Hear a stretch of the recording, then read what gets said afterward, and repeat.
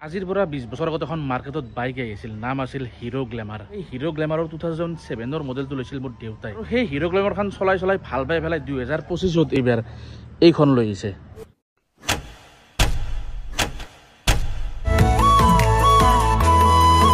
আৰু এইখন হৈছে 2025 হিৰো গ্লেমাৰ এক্স। আৰু এই গাড়ীখনত এনেকুৱা লেভেলৰ মানে টেকনলজি দিছে ন, আপোনালোকে গম পালে পুৰা পাগল হৈ যাব।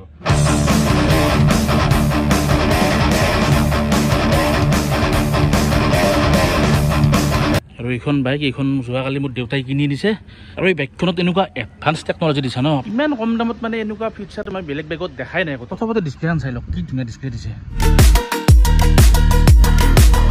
সিগনেল লাইটৰ চুইচটো কি ধুনীয়াকৈ দিছে চাওক, এইটো এনেকৈ দিলে আৰু এইটো দিলে বন্ধ, এইটো এনেকৈ দিলে। এই বাইকখনত 3টা মুড দিছে, পাৱাৰ মুড, এটা হৈছে ইকনমি মুড আৰু এটা হৈছে रोड मुड। এইটোৰে আপুনি নিজে নিজে এই মুডটো চেঞ্জ কৰিব পাৰে। এইটোৰে আপুনি কিমান কিলোমিটাৰ চলিছে, আজি ডেট কিমান, টাইম সকলোবোৰ চেক কৰিব পাৰিব। লাইটৰ পাঁচটো অলপমান বেলেগকৈ দিছে এইবাৰ। হেডলাইটৰ পাঁচটো আপোনাৰ এইটো হৈছে 5, আৰু যদি এইটো উঠাই দিয়ে এইটো হাই বিম, এইটো ল' বিম। আগতে বাইক কিনিলে আপুনি 4টা লাইট জ্বলাৰ কাৰণে মানে এইটো এক্সট্ৰাকৈ চেঞ্জ কৰিব লাগিছিল, বা আপুনি খুলি পেলাই তাতটো বেলেগকৈ জন দিব লাগিছিল। কিন্তু এতিয়া এইটো লগতে দি দিছে। এইটো টিপি দিলে আপুনি 4টা লাইট ধুনীয়াকৈ জ্বলিব, এইটো টিপি দিলে বন্ধ হৈ যাব। এইটো হৈছে ষ্টাৰ্ট চুইচ,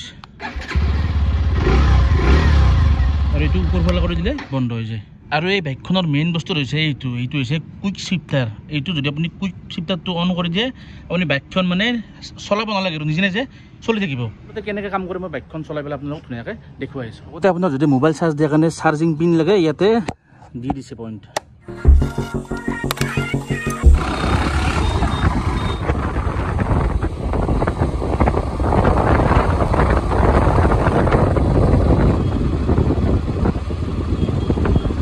और ग्लैमार बिलाकत माने 4टा गियार আছিল, কিন্তু এইখনত 5টা আছে।